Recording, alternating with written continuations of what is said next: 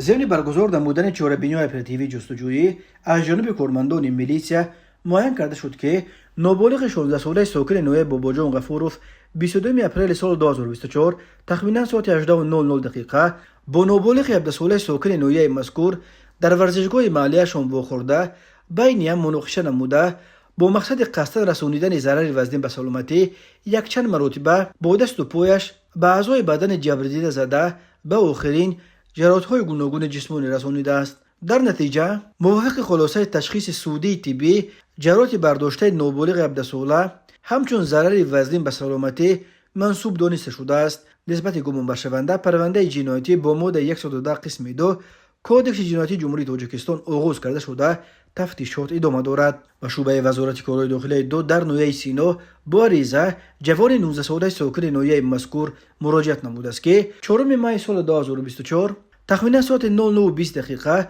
جوان 18 ساله ساکن پایتخت اساسیات افباشی با جنجال نموده با اسباب اتویارکه 2 مرتبه بران پای چپش ضربه زده است. در نتیجه جبر دیده جراحت جسمانی برداشته است. از روی حادثه‌های مذکور تفتیشات ادامه دارد.